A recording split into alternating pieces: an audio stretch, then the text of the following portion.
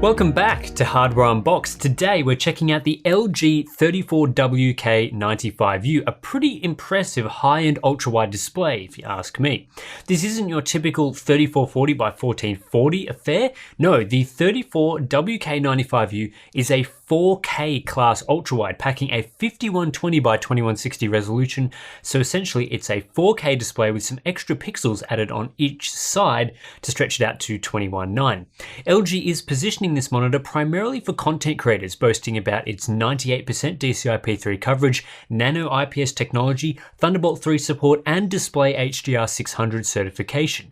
But with such a high resolution and immersive 21:9 aspect ratio, I think it could also tempt gamers that want to take their ultra-wide setup to the next level. I've already mentioned most of the key specs, but there's a few other interesting ones here. Firstly, this is not a curved ultra-wide. Most 21:9 monitors these days have some form of curve, but the 34WK95U is flat, which is pretty unusual. I think I prefer a slight curve to these sorts of panels, but I can also appreciate the benefits to keeping it flat, especially for content creators, which appear to be who this monitor is designed for. Before we get to that, this video is brought to you by ASRock and their Z390 Taichi Ultimate motherboard. This flagship quality board fully supports Intel's 9th Gen 8-core processors thanks to a 10-phase VRM design, and you get a Quantia 10 Gbps Ethernet. To learn more, check out the links in the description below. And while I said this display might tempt gamers, that's probably only on the resolution and aspect ratio front because we're not getting many other gaming grade features. The monitor tops out at a 60Hz refresh rate and does not support adaptive sync, but that may not stop those who already game on 4K 60Hz displays from jumping into the world of 5K ultrawides. As is the case with many high-end professional focus monitors, the 34WK95U does come at a high price tag of $1,400, but there's no other monitors available at this resolution, so there's no cheap option right now. And as a quick note, the 34BK95U is the same monitor as the 34WK95U, just in black rather than white. Let's take a closer look at the design, and what I really like here is just how simple it is. There's no distractions on the front, it's just a large panel with simple bezels on all four sides and a silver metal and plastic stand. The C-shaped stand isn't the most compact, but it's also not crazy for an ultra-wide, yet it remains very sturdy. You'll also get height and tilt adjustment. LG sent out the white version for me to review, so the rear panel is simple white plastic, which looks pretty good.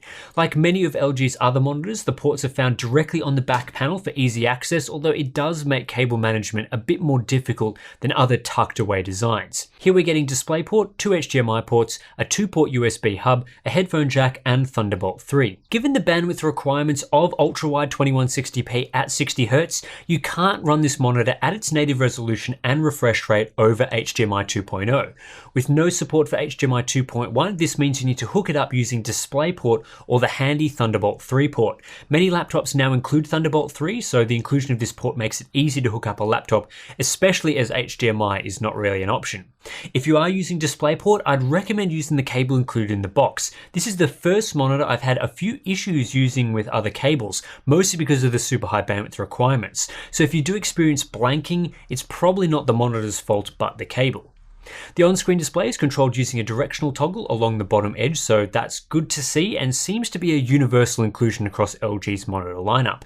The features you'll find in the menu are mostly for adjusting color modes and performance. Again, this isn't designed for gamers, so there aren't any gaming specific features here. Moving into performance, and there's a lot to talk about here. There are multiple color modes, calibration options, HDR, and more, so let's work through everything individually. Out of the box, we're getting a typical experience. As this is a wide gamut monitor, by default that's left unclamped, so saturation and color checker delta E averages are in the 3.0 sort of range, which is okay but not perfectly accurate. There's definitely a noticeable oversaturation going on for sRGB content, which is typical for an unclamped wide gamut monitor. Grayscale performance is decent though. A CCT average of 6726K is pretty close to accurate, and a delta E average of 2.29 again isn't perfect, but it's close enough for default performance. But I don't think many people will be using the screen in its default mode because there are a number of factory calibrated modes included, ranging from sRGB and Rec 709 to DCI-P3, SMPTE-C and EBU. I'm going to focus on the sRGB and DCI-P3 modes in this review. The sRGB mode was actually pretty disappointing, and that's down to a wacky CCT curve. sRGB uses a D65 or roughly 6500K white point, but the 34WK95U unit I received had a white point of 5600K and an average of around 6000K, so it had a warm tint overall. This led to a poor grayscale average of 4.75, and this error trickles down through a saturation delta E average of 3.11 and a color checker average of around that 3.0 mark as well. You can see the gamut is clamped, so we're not getting oversaturation, but the white point is throwing everything off. Disappointingly, the same issue is present in the similar Rec 709 mode, and there is no way to adjust the white point manually when you are using this mode. If the factory calibration is perfect, it makes sense to lock away the color controls in a factory calibrated mode like the sRGB mode, but if it's not perfect, it makes life difficult for users, as this is the case here. I'd have preferred if LG left the tools unlocked, as you can't clamp the gamut down to sRGB without using the sRGB or similar mode. On the flip side, the DCI P3 mode is good. Grayscale performance is much closer to the default mode with a slightly incorrect CCT curve and a delta E average of 2.45, but both our saturation and color checker tests reported in with a sub 2.0 delta E result, indicating the mode was accurate on average. I also recorded over 95% DCI P3 coverage, which is right up there with the best wide gamut displays. While the DCI P3 mode is good, I still wouldn't class it or the sRGB mode as being up to the standard of professional grade factory calibration. Really, you'd want to see sub 2.0 delta E's across the board, and that puts the 34WK95U in a bit of a weird position. It's clearly designed for professionals, and the spec sheet even lists that it has factory calibration, but LG makes no claims about specific delta E targets like you might see from other pro-grade monitors. In fact, the calibration sheet that comes in the box says LG is targeting a sub 5 delta E, which isn't good enough for pro-grade accuracy, and I suspect is why this particular unit still managed to pass. It's not wildly inaccurate, and in fact I think it will be fine for more casual users, but it's not quite good enough for professional creators that demand out-of-the-box accuracy. With that said, LG does give buyers the tools to achieve true accuracy using external hardware like a calibration device. You don't get such a device included in the box, but many professional creators that require accuracy for their work should already have them. The main tool at hand is LG's True Color Pro application. It's not the best calibration software ever, but it works as advertised. You plug in the monitor, hook up a colorimeter, set the targets you want, and it gets to work. Crucially, it then uploads the calibrated settings into the display, so you don't need to mess around with software profiles. It does also generate a software profile, but I found the results to be excellent without it. True Color Pro lets you calibrate to all 5 of the gamuts the monitor has individual modes for, including DCI P3 and sRGB. The settings are uploaded to one of the 2 separate calibration profile slots. So for example, you could generate an sRGB profile for standard use and a DCI P3 profile for wide gamut work, both of which are stored in the display. You could then switch between these 2 accurate profiles depending on your workload. This is definitely the best way to achieve color accuracy with the 34WK95U. It's a little disappointing that you need to do this because the factory calibrated modes aren't great, but at least it supports proper hardware calibration, so you're not exclusively relying on often dodgy and incompatible software profiles. And while I always like to see perfect factory calibration, most creators that need accuracy for their work should already have the tools at their disposal to get the most out of this monitor. As for the results you can achieve with True Color Pro, I'm going to show you my sRGB profile here, although you can expect something similar for DCI P3 and the other gamuts. Grayscale performance is a lot better with a delta E average of just 1.16 and a good CCT curve, while saturation and color checker delta E averages are both below 1.0, so that's a really strong result. I can achieve slightly better results with a software profile generated in display cal, but considering this is a hardware solution, I don't see the point in messing around with software. Alright, that's the color performance dealt with. Let's take a look at uniformity. Being a flat IPS panel, there's a lot going for it in this department, and looking at the results is pretty good, especially for an ultra-wide. There is a small dark zone in the outer left corner, but in the middle zones we're seeing sub 2.0 delta E's for the most part, and when combined with excellent viewing angles, I think this is a suitable enough result for creative work. Also important to mention is the brightness and contrast. When working in the SDR mode, brightness tops out at just shy of 400 nits with a contrast ratio of 1080:1, so standard stuff for an IPS display. IPS glow levels were standard for my unit as well. You're not going to get the contrast of a VA panel here, but the viewing angles and uniformity make IPS more suitable for professional work. Gamers will be happy to know that response times are decent. Using the default fast mode, which is the mode I recommend, I achieved a 7 millisecond greater average response, which is standard for a pro grade IPS and a little faster than most gaming grade VA monitors. But what's good here is we aren't seeing super slow response times. Occasionally with a creator-oriented 60Hz high-resolution monitor, we get slow response times, but this panel is fine and doesn't suffer in that way. Input latency is also standard at around 7 milliseconds as well. Not as fast as the best gaming monitors, but again, fine for a creative monitor. One thing is for sure though, if you plan on getting this monitor for gaming, make sure you have a high-end graphics card.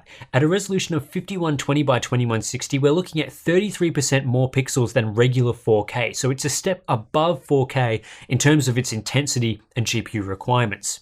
Take the NVIDIA GeForce RTX 2080 Ti for example, which is the first single GPU that delivers a truly excellent 4K experience. With this GPU in a lot of titles you can play at 4K with ultra settings and get frame rates above 60 FPS. At 5120 by 2160, you'll be lucky to hit 60 FPS in a lot of games, even with this sort of GPU. In intensive titles like Metro Exodus, I was getting mid-40s at best with ultra settings. In Shadow of the Tomb Raider on just the high preset, I was stuck around 50 FPS or lower. And in Battlefield 5 multiplayer, I was just barely able to hit 60 FPS on average. Now this is a 60Hz monitor, so there's not as strong of an incentive to push above 60 FPS, but this resolution really hammers the RTX 2080 Ti and prevents it from consistently hitting that magic 60 FPS mark.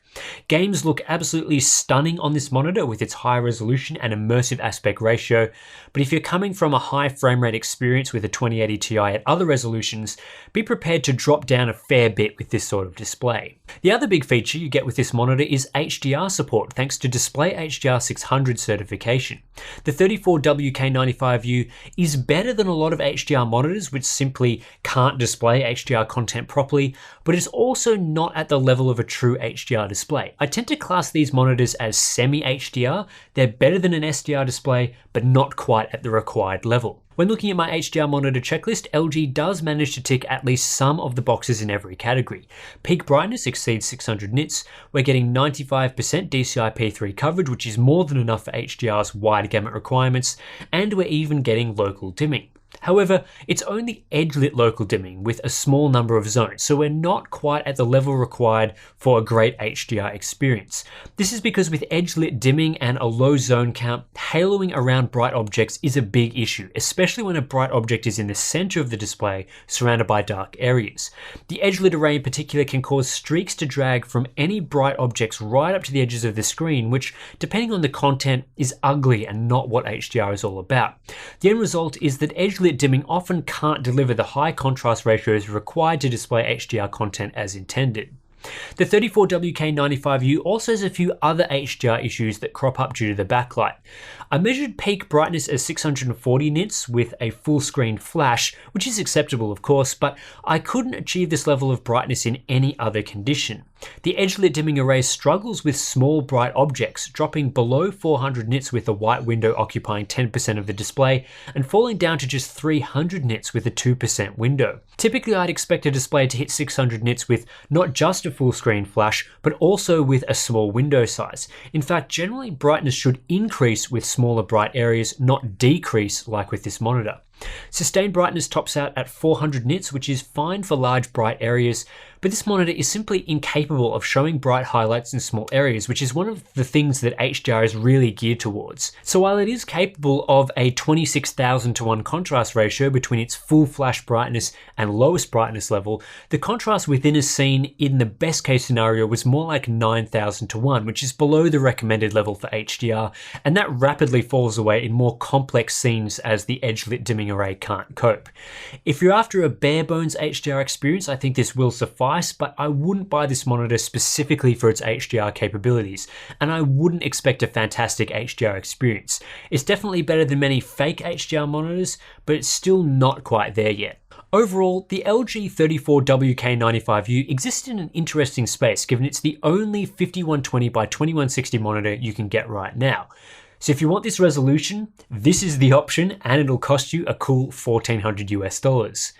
The first question that comes to mind is whether this resolution is actually worth it. And I think it is. I think 5120 by 2160 has a lot of promise for productivity and creative workflows where resolution is important. And in the future, I think it will also come into consideration for gamers, although right now it's very punishing even on flagship GPUs.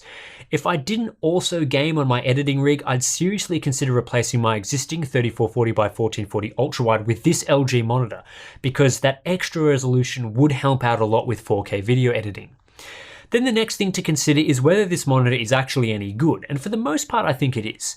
It gets very close to the ideal professional grade experience, it supports hardware calibration which is crucial for maintaining color accuracy, it's wide gamut with excellent DCI-P3 coverage, you're getting good uniformity, Thunderbolt 3 support and a nice minimalist design.